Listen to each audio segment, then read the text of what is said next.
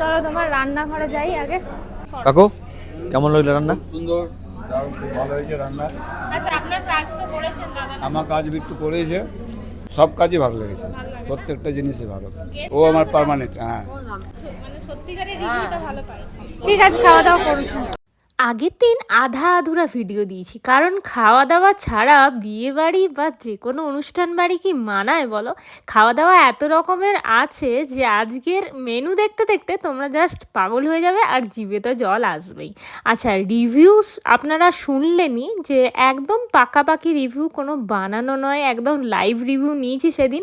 আর সব থেকে বড় কথা, দাদা যেখানেই আমি কাজে যাই আর কি ভিডিও করতে, তো একটা জিনিস দেখি যে দাদা দাঁড়িয়ে থেকে সবাইকে আপ্যায়ন করেন। হলপ করে বলতে পারি সেদিন মাংসের 2 পিস এক্সট্রা কিন্তু সবাই নিয়েছে, যেমন আমি নিয়েছি। ক্লায়েন্ট থেকে শুরু করে ব্রাইড ভীষণ খুশি ছিলেন, তার এক্সপ্রেশনেই বোঝা যাচ্ছিল যে ডেকোরেশন ছিল ওয়াও।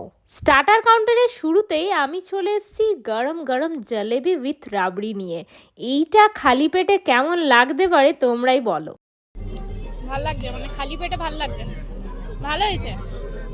খালি পেটে ভালো লাগার আরও জিনিস ছিল, এই যে চিকেন কাবাব থেকে শুরু করে পনির টিক্কা, আহার জিভে জাস্ট জল চলে আসছে এডিট করতে করতেই। আর আসানসোল হ্যাপি ইভেন্ট ম্যানেজমেন্ট গ্রুপের খাওয়ার দাওয়ারের কোনো লিমিটেশন থাকে না, দেখতেই পান আপনারা সব ভিডিওতে প্রচুর প্রচুর আইটেম দিয়ে একটি থালা সাজানো থাকে। তাই স্টার্টার কাউন্টার এনজয় করে সোজা চলে গেলাম মেইন কোর্সের খাবারে। ফিশ ফ্রাইয়ের ফিলে দেখে চমকে না গিয়ে বরমশাই এনজয় করলো আর আমি এনজয় করলাম পনির কাটলেট। রান্নার দাদারা কিন্তু একটু কিপটেমি না করে খাবারের কোয়ালিটির দিকে ধ্যান দিয়েছেন। আর বিট্টুদা তো সেখানে একদম কোমর বেঁধে দাঁড়িয়ে থাকেন যে সব গেস্টরা ঠিক করে মন ভরে খেতে পারছে কিনা।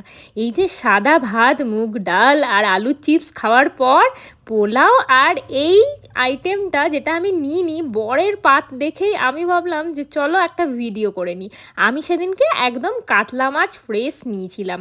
তারপরে মাটনের গামলা দেখে তো আর নিজেকে সামলাতে না পেরে পুরো বাটিটাই ঢেলে দিলাম মুখের মধ্যে, গলার মধ্যে। আমি মাটন নিয়েছি আর উনি নিয়েছেন চিকেন, দারুণ এনজয় করেছি। আর এই রসগোল্লাগুলো বরমশাই তো ছাড়বেন না। আর দেখো লাস্টে আমরা এতটাই পাগল হয়ে গেছিলাম, এই ঝুড়ি ঝুড়ি আলু ভাজা আবারও চেয়ে নিয়েছিলাম নির্লজ্জের মতন।